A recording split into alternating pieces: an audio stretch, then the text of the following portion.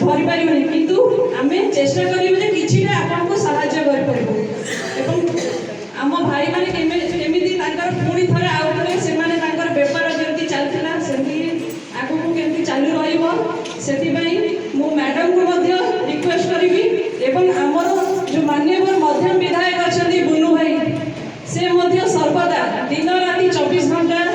आपण मानक पई तांकर द्वार खोला जे जेते चाहिबो सेते तांकर सब बड़े से समस्त दुख बुझंती एवं मैडम सहित भी से पर्सनली କଥା ହେଇଛନ୍ତି ए विषय आज बैठकटी मु माननीय विधायक एवं एमपी मध्य दुई जन को स्वागत जनाउछि एवं रिक्वेस्ट करछि केमिति मो भाई मानकर जहाँ भी आशा अछि सेटा पूर्ण हो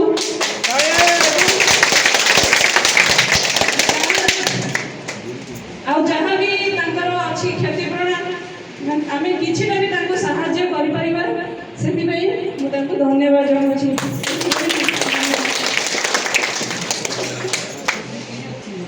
हम पाखे पूर्वतन केदार भाई जी आप सुख दुख साथी से पाखे उपस्थित अच्छा अनुरोध कर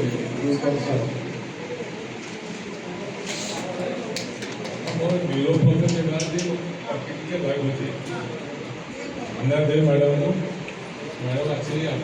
बचते भी बचते सब आलोचना है बहुत बार फाइट मैंने मैडम कहले सेमती डाक कौच प्रथम तुम बाटे व्यंजन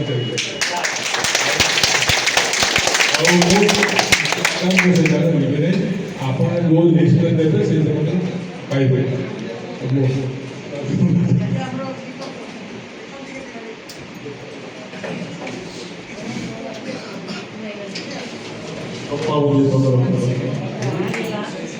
सेक्रेटरी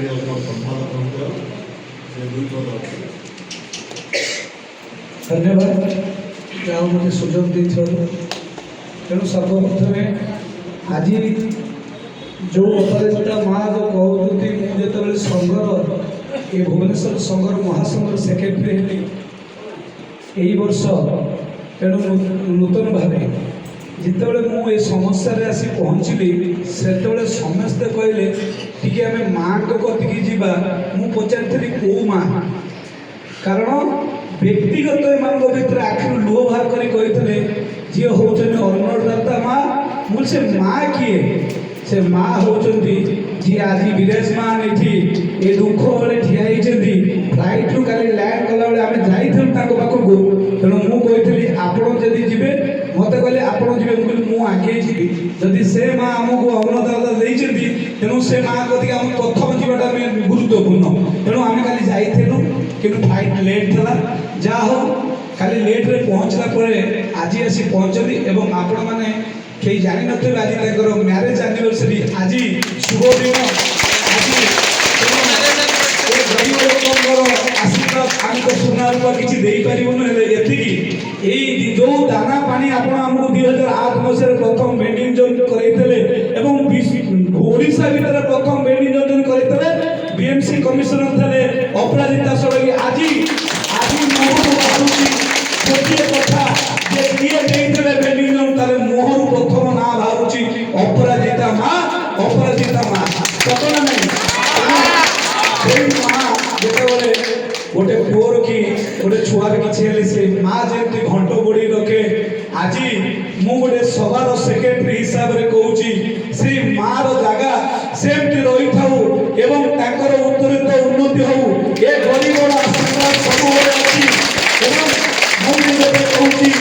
गोटे अलग दल बिलंग करे किंतु मु सब जी बंधु हिसाब से विपद रे ठिया है सी हूँ प्रकृत बंधु किसी स्वार्थ को भी जी आम सागे रे मुझे तुम सागे अच्छी आम मैंने समस्ते सब सागे रहीचु रू जी आम तेणु बहुत भल लगे अपराजिता मैडम को कथा शुणी तेणु मु आपण को कोटि नमस्कार आपण जनाऊँ पाखे बसी आमर जे कि वार्ड मुरबी ମୋର ବଡ଼ ଭଉଣୀ ତ ଆସିବା ବାପା ଏବଂ ନାନୁ ଭାଇ ତ ଆମ ସହିତ ବହୁତ ଭଲ ଯାହା ବି କିଛି ହୁଏ ଦୌଡ଼ି ଆସନ୍ତି ଏବଂ ନିରୀହ ଲୋକଟି ମାଷ୍ଟର ଜୀବନରୁ ସେ ଏ ଲାଇନ୍ରେ ପଶିଛନ୍ତି ବହୁତ ଭଲ ବିଚାର କିନ୍ତୁ ଆଜି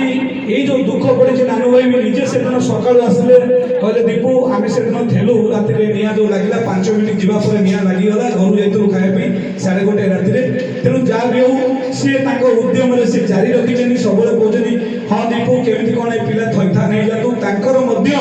ଏ ସହଯୋଗର ହାତ ଥିବାରୁ ଆଜି ତମକୁ ଆପଣଙ୍କର ଆମ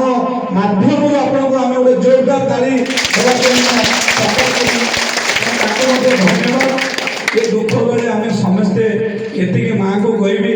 ଯେଉଁ ପାଟିରୁ ବାହାରୁଛି ସେଇ ଜାଗାରୁ ଆଜି ଆମେ ଦାନା ପାଉଛୁ ସେଇ ଅପରାଜିତାଙ୍କ ପାଇଁ ଖାଲି ଇଠି ନୁହେଁ ଯେଉଁ ଆମର ଭେଣ୍ଡିଂ ଜୋନ୍ ଯେତେ ଜାଗାରେ ସାରା ଭୁବନେଶ୍ୱର ହେଇଛି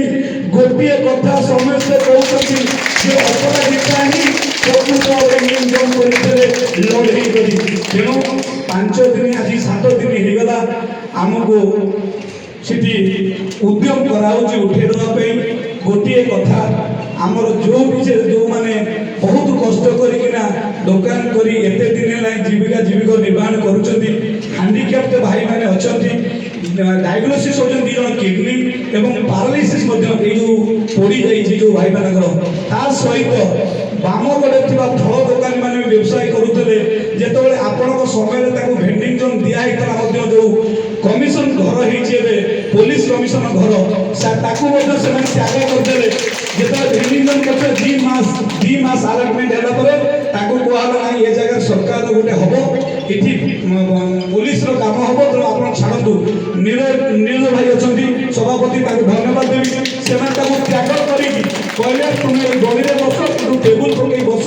ଅଳ୍ପ ଚାଞ୍ଚରା କରି ବସ ହୁଏତ ଗୋଟିଏ କଥା ମୁଁ କହେ ମହାସଂଘ ସମସ୍ତଙ୍କୁ ଖରାପ ଲାଗିପାରେ ଆମମାନଙ୍କର ଟିକେ ଭୁଲ ଥାଇପାରେ ଆମେମାନେ ଲୋଭ ଲାଳୟରେ ଟିକେ ଆଗକୁ ବଢ଼େଇ ଦେଇଛୁ ଯେତିକି ଜାଗା ପାଉଛୁ ତାଠୁ ଟିକେ ଆଗକୁ ବଢ଼େଇ ଦେଇଛୁ ସେ ଭୁଲ ଆମର ଅଛି ସେଇଟା ମାନିବାକୁ ପଡ଼ିବ କିନ୍ତୁ ମୁଁ ଦୟାପୂର୍ବକ ସେଇ ମାଆଙ୍କୁ ଅନ୍ନଦାତା ମାଆଙ୍କୁ କହୁଛି ସେମାନଙ୍କୁ ପୁନର୍ବାର ସେଇ ଯେଉଁ ଗଳିରେ ସେମାନେ ଦୋକାନ କରୁଛନ୍ତି ତାଙ୍କୁ ଭେଣ୍ଡିଂ ଜୋନ୍ ଦିଆହେଇଥିଲା ପୁଣି ଉଠାଯାଇ କହିଲା ତୁମେ ଆଉ କେବେ ଉଠାବନି ତୁମେ ଏଇ ସାଇଡ଼୍ରେ ବସ